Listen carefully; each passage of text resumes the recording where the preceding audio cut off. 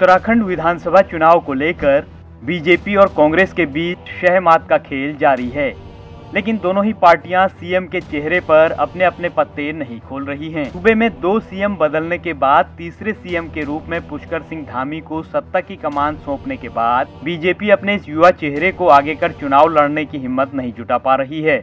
वहीं हरीश रावत की मांग के बावजूद कांग्रेस ने सामूहिक रूप से चुनाव लड़ने की घोषणा की है। ऐसे में सवाल उठता है कि कांग्रेस और बीजेपी सीएम फेस के साथ क्यों चुनाव मैदान में उतरने से बच रही हैं। उत्तराखंड की सियासत में देखें तो यहां अब तक हुए 4 विधानसभा चुनाव में एक बार भी ऐसा मौका नहीं आया जब किसी पार्टी ने यहां सीएम चेहरा घोषित किया और उसे इसका फायदा मिला हो। सीएम का चेहरा घोषित करने वाली पार्टी को हर बार नुकसान ही हुआ है। वहीं राजनीतिक जानकारों की माने तो उत्तराखंड में कभी भी सीएम चेहरे का दांव सफल नहीं रहा है। उत्तराखंड में 2002 में पहला चुनाव हुआ था। पहले चुनाव में बीजेपी ने भगत सिंह कोश्यारी के नाम के साथ चुनाव लड़ा था, जबकि कांग्रेस बिना किसी चेहरे को आगे कर चुनाव लड़ी थी। इसका परिणाम ये हुआ कि 2002 में कांग्रेस ने 70 में से 36 सीटों पर जीत दर्ज कर बहुमत का आंकड़ा छू लिया था।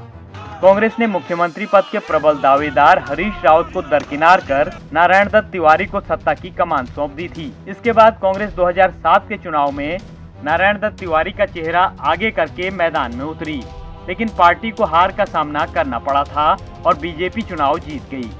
बता दें कि इस बार बीजेपी ने किसी को भी सीएम का फेस नहीं बनाया था।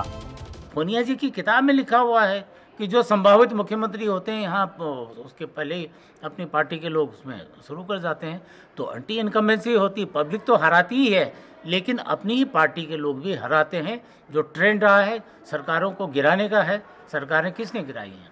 किसके? खंडूड़ी जी की सरकार किसने गिराई? निशंक की सरकार किसने गिराई? आपके स्वामी जी की सरकार किसने गिराई?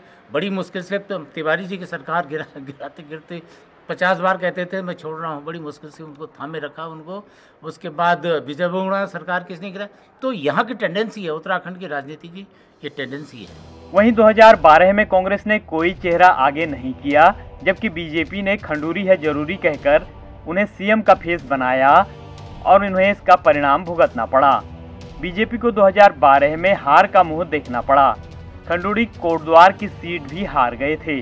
कांग्रेस ने विजय बहुगुणा को सीएम बनाया, लेकिन कार्यकाल पूरा होने से पहले ही बहुगुणा से सीएम की कुर्सी छीन ली गई और हरीश रावत को सीएम बनाया गया। 2017 में कांग्रेस ने फिर से सीएम चेहरे की घोषणा करने की गलती कर दी। हरदा के चेहरे पर चुनाव लड़ा गया। परिणाम ये रहा कि कांग्रेस की नैया डूब गई। हरीश रावत अपनी दोनों सीटें भी नहीं बचा पाए, जबकि बीजेपी ने इस बार कोई चेहरा आगे नहीं किया था और उस सत्ता पर काबिज हो गई। खंडूड़ी जी तो तीसरे मुख्यमंत्री थे उस देश में, मुख्यमंत्री रहते हुए चुनाव हारने वाले। एक तो टीएन सिंह थे, सोरेन थे और तीसरे खंडूड़ी जी थे और चौथे मुख्यमंत्री हमारे हरीश रावत जी थे। और अब ये नौबत आ गई, चर्चा ये भी है कि धामी साहब आपके खटीमा से इसी डर से खटीमा के बजाय कहीं दूसरा ठिकाना तलाश रहे हैं। उत्तराखंड के चुनावी इतिहास में ये बात हमेशा देखने को मिली कि प्रदेश में विधानसभा चुनाव के दौरान जिस भी पार्टी ने सीएम के रूप में चेहरा आगे किया उसे मात ही खानी पड़ी है।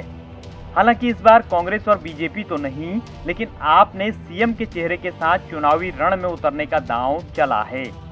आपका ये दांव कितना कामयाब होगा ये तो चुनाव परिणामों के बाद ही पता चल पाएगा। ईटीवी भारत के लिए देहरादून से धीरज सजवाण की रिपोर्ट।